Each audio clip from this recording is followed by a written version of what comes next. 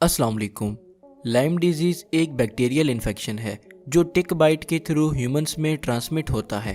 अगर किसी टिक में एक खास बैक्टीरिया बोरेलिया बर्गडॉर्फेरी मौजूद हो तो ये बैक्टीरिया टिक बाइट के थ्रू ह्यूमंस में ट्रांसफ़र हो जाता है, जो स्किन से ब्लड स्ट्रीम में इंटर होकर मुख्तलिफ टिश्यूज़ और ऑर्गन्स तक पहुंच जाता है।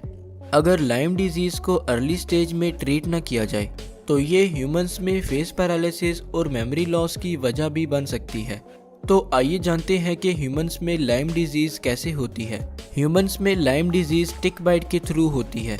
अलबत्ता ये डिपेंड करता है कि किस टाइप की टिक आपको बाइट कर रही है और कितने टाइम तक बाइट कर रही है। ऐसी टिक जो ज़्यादातर डियर को बाइट करती हो उसे डियर टिक कहते हैं।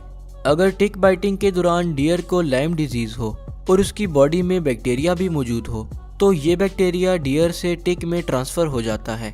इस तरह जब डियर टिक ह्यूमंस को मुसलसल 36 से 48 घंटों तक बाइट करती है तो इससे बैक्टीरिया टिक से ह्यूमन में ट्रांसफ़र हो जाता है।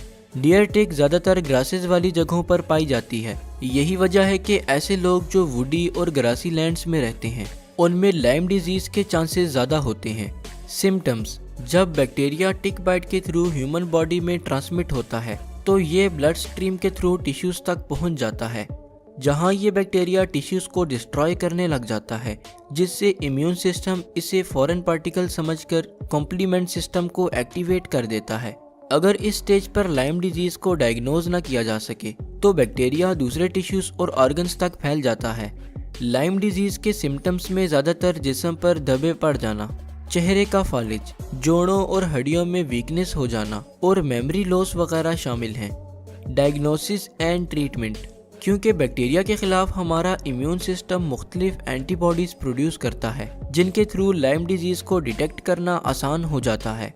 इन एंटीबॉडीज़ को डिटेक्ट करने के लिए ब्लड और जॉइंट फ्लूइड के टेस्ट किए जाते हैं, जिनमें एलिसा, वेस्टर्न ब्लॉट और PCR वगैरह शामिल हैं। जबकि लाइम डिजीज़ को ट्रीट करने के लिए पेशेंट्स को मुख्तलिफ एंटीबायोटिक्स के कम्बिनेशन से 14 से 28 डेज़ का कोर्स प्रिस्क्राइब किया जाता है, जिनमें ज़्यादातर डॉक्सीक्लिन, एमॉक्सिसिलिन और सेफ्यूरोसीम एंटीबायोटिक्स शामिल होती हैं। अगर आपको इस वीडियो को लेकर कोई भी सवाल हो या फिर आप हमें कोई टॉपिक सजेस्ट करना चाहते हो तो आप हमें हमारे फेसबुक पेज के थ्रू रीच आउट कर सकते हैं, जिसका लिंक आपको वीडियो के डिस्क्रिप्शन बॉक्स में दे दिया जाएगा। शुक्रिया। अल्लाह हाफिज़।